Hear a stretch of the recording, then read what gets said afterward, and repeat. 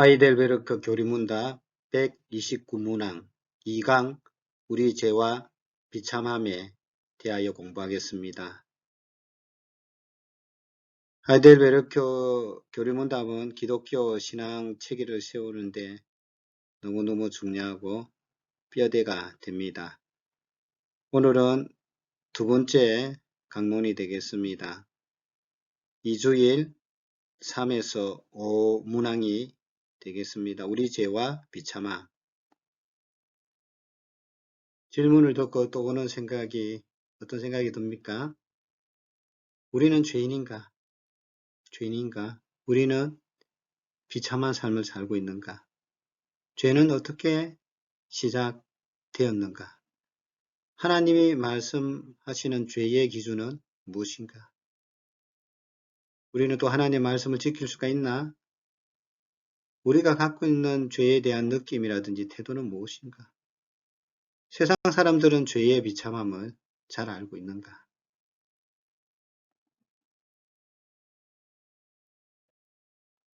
제 질문이 살아서나 죽어서나 당신의 유일한 위로는 무엇입니까? 살아서나 죽어서나 나는 나의 것이 아니요 몸도 영혼도 나의 신실한 구주 예수 그리스도의 것입니다. 그리스도께서는 그의 보혈로 나의 모든 죄값을 완전히 치르고 나를 마귀의 모든 권세에서 해방하셨습니다. 또한 하늘에 계신 나의 아버지의 뜻이 아니며 머리털 하나도 땅에 떨어지지 않도록 나를 보호하시며 참으로 모든 것이 합력하여 나의 구원을 이루도록 하십니다. 성부 하나님의 보호, 인도 섭리.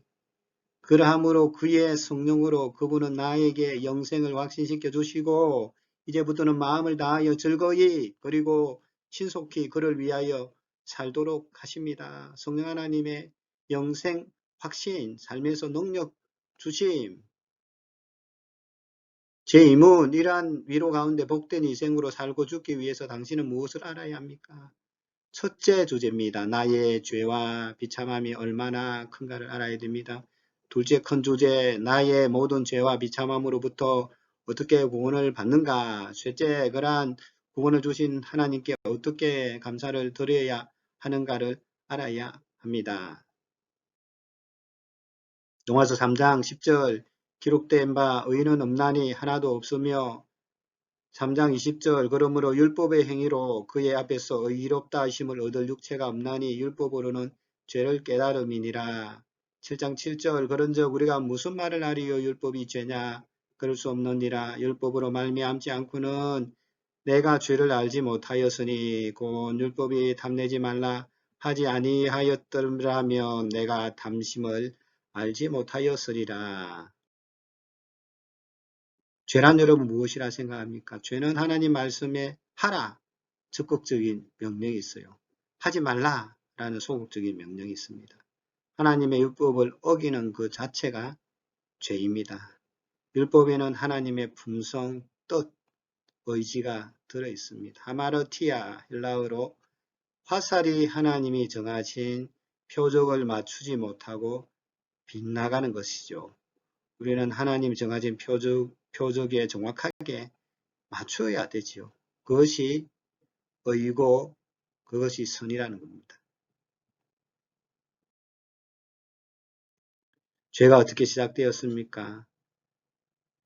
하나님께서 창세기 1장을 보면 6일 동안 천지 만물을 아름답게 창조하시죠. 말씀으로 다 6일 동안 이 우주 만물 세상 천지를 창조하십니다. 그리고 2장에 들어와서 안식하시고 아담과 하와 사람을 창조하시죠. 사람을 창조할 때는 특별한 방법으로 창조하십니다. 말씀으로 창조하지 아니하시고 성부 하나님, 성자 하나님, 성령 하나님, 세 분 하나님께서 충분하게 의논하시고 토의를 거쳐서 인간을 하나님 형상과 하나님 모양대로 만드시기로 하시고 흙으로 사람을 빚으시고 그 코에 생기를 불어넣음으로 인간이 창조되어집니다. 그리고 그들을 이끌어서 기쁨의 동산, 에덴 동산에서 살게 하시지요. 그러나 3장에 들어와서는 인간의 타락이 시작되어집니다. 마귀가 뱀에게 들어와서 선악과를 따먹는 날에는 너희 눈이 밝아 하나님처럼 될 것이다. 선악을 분별하게 될 것이다. 라는 그 유혹에 빠지게 됩니다. 그래서 하와가 욕심이 생기고 탐욕이 생겨서 선악과를 따먹어서 본인도 먹고 남편인 아담에게 줌으로 죄에 빠지게 됩니다. 인간의 타락과 비참함이 창세기 3장에서 시작됩니다. 죄의 비참함이 뭘까요? 죄를 짓고 나니 하나님과 늘 동행하던 아담 하와가 피하여 숨었습니다. 두려워서 숨었죠. 아담아 어디 있느냐 소리를 듣고 버섯으로 내가 숨었나이다. 그렇죠. 두려움의 오므로 숨게 됩니다. 그리고 그의 잘못을 아담은 하와에게, 하와는 뱀에게 죄를 핑계하고 증가시키게 되지요. 그리고 난 뒤에 사탄과 영적 전투가 있을 것이다. 뱀은 여자와 원수가 될 것이고 뱀의 후손은 여자의 후손과 원수가 될 것인데 여자의 후손은 뱀의 머리를 상하게 할 것이요. 또 뱀은 여자의 발꿈치를 이제 물게 될 것이다 라고 말씀하시므로 원시복음이 주어지고 계속해서 사탄과의 영적 전투가 있을 것을 말씀해 주었습니다. 여자는 아이를 낳을 때 고통이 다하게 되었고 남자는 땀을 흘려야 소산의 열매를 먹을 수가 있게 되었습니다. 땅은 저주를 받아서 엉겅퀴를 내게 되었고 결국 하나님의 저주를 받은 아담과 하와는 에덴에서 추방되어지게 됩니다. 죄로 인하여 선악과를 따먹고 선악과 때문에 죄 때문에 에덴 동산, 기쁨의 동산에서 추방됩니다.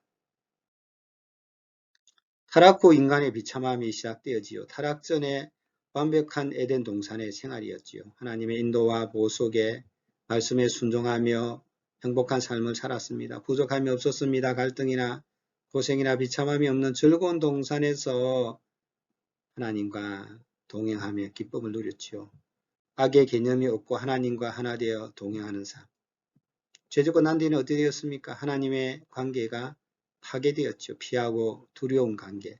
사람의 관계는 핑계대고 잘못을 돌리는 관계. 땅에 저주가 생겼습니다. 자기 힘으로 일해야 살아갑니다. 사람들끼리도 경쟁의 관계가 됩니다.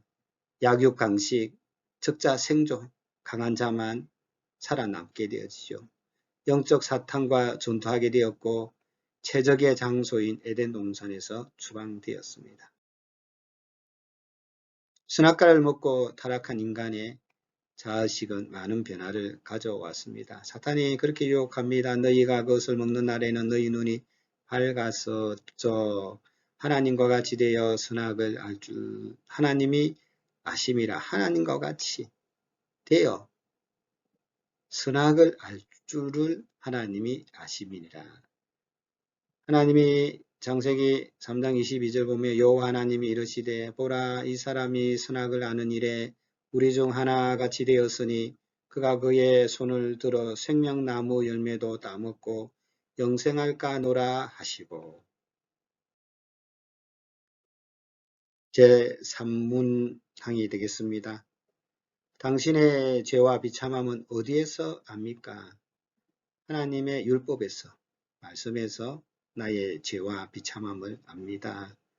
세상 사람들끼리 상대 비교하는 거 아닙니다. 자신의 생각이 기준이 되어서도 아니죠. 하나님 율법에. 하나님의 율법이 우리에게 요구하시는 것은 무엇입니까?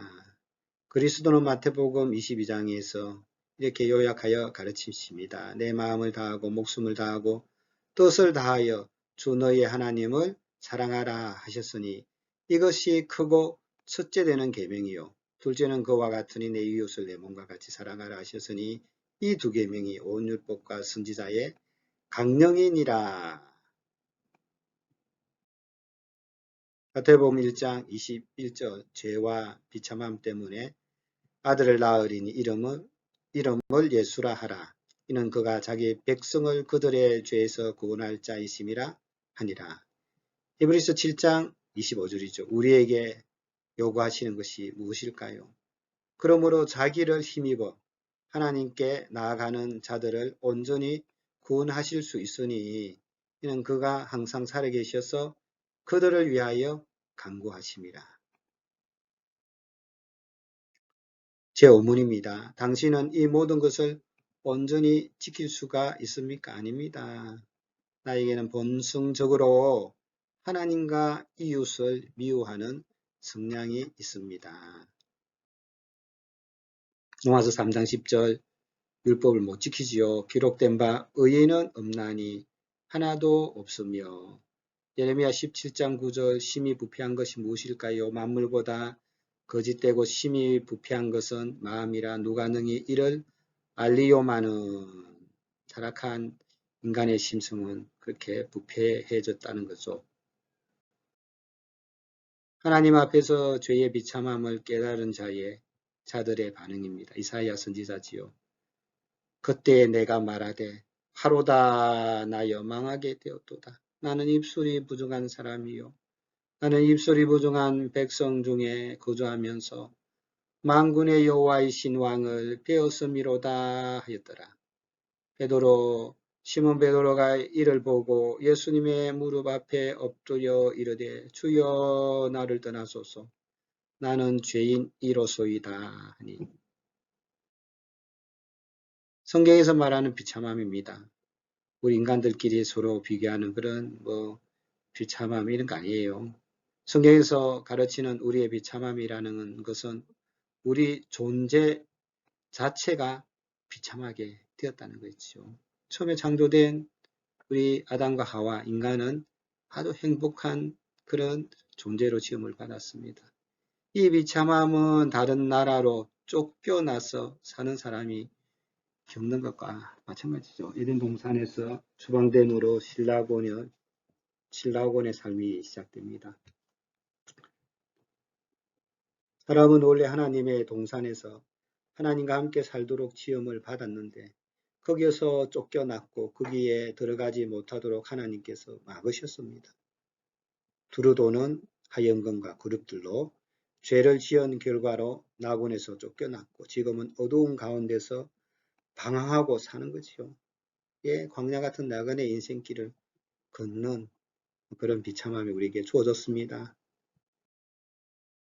시편 137편 1절에서 5절 우리가 바벨론의 여러 강변 거기에 앉아서 시온을 기억하며 울었도다.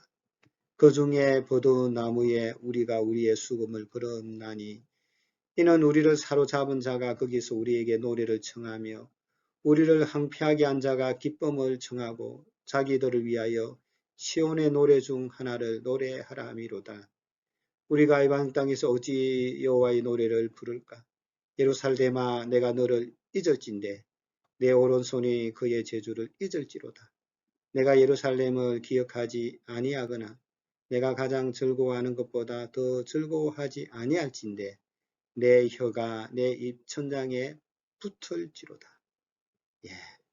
이스라엘 백성들이 바벨론 포로로 끌려가서 강변에 앉아서 시온을 기억하면서 우는 그런 내용을 기록하고 있습니다. 포로된 자의 슬픔, 아픔, 괴로움이 우리 죄지은 인생과 동일하다는 말씀입니다. 이방 땅에서. 이사야 40장 1절에서 2절 너희 하나님이 이르시되 너희는 위로하라 내 백성을 위로하라 너희는 예루살렘의 마음에 닿도록 말하며 그것에게 외치라 그 노역의 때가 끝났고 그 죄악이 사함을 받았느니라 그의 모든 죄로 말미암아 여호와의 손에서 그를 배나 받았느니라 할지니라 하시니라. 예. 죄 용서 받은 그 이스라엘 백성들을 위로하라라는 그런 이사야 선지자의 말씀이죠. 예수 그리스도로 말미암아 노역의 때가 끝났다. 죄로 인하여 고민하고 방황하던 그 시절은 끝났다. 용서받았다라는 말씀입니다. 오늘의 공부의 내용을 정리해 보겠습니다. 우리는 죄로 인한 비참함이 주어졌다는 것을 우리 존재적으로 하나님 말씀 앞에서 하나님의 원래 창조와 비교해 볼 때 그렇다는 겁니다. 그래서 우리가 복된 인생으로 살아가기 위해서는 타락한 죄로 인한 비참함을 자기 자신 안에서 발견해야 됩니다. 그 비참함은 선악과를 먹음으로 인간의 비참함이 시작되었지요. 인간들은 율법을 통해 더 비참함을 자세히 알 수가 있습니다. 하나님의 말씀을 통해서 알 수 있습니다. 세상 사람들이 자신의 비참함을 잘 몰라요. 하나님 앞에서. 왜? 말씀을 모르니까 그래요. 우리가 비참함을 할 때 하나님 이 비참함으로부터 용서해 주세요. 구원해 주세요. 우리 죄를 용서해 주세요라고 하나님 앞에 부르짖고 자신의 처지를 깨달아 하나님의 도움을 구하면 하나님의 위로가 주어집니다. 2강 우리 죄와 비참함 질문이에요. 비참함은 어떻게 시작되었습니까? 비참함에 대한 구체적인 내용은 무엇인가요? 한번 적어보세요. 비참함은 어디서 분명히 알 수 있을까요? 비참함을 발견한 이사야 선지자의 고백은 무엇일까요? 하나님의 율법이 우리에게 요구하시는 것은 무엇입니까? 우리의 본성적으로 누구를 미워하는 성향이 있습니까? 우리 죄와 비참함, 그것을 먼저 성경에서 하나님 앞에서 깨닫는 것이 우리가 또 행복한 삶을 살아가는 복된 인생으로 살아가는 비결이 될 것입니다. 하나님 앞에 서보는 것, 말씀 앞에 서보는 것, 나의 죄 앞에 철저하게 회개하고 눈물 흘려 부르짖어 하나님의 긍휼을 구해 보는 것, 거기에서 우리는 복된 인생으로 살아가는 전환점을 발견할 것입니다. 우리의 죄에 대해서 더 많은 것을 생각하고 묵상하시기를 주의 이름으로 축복합니다.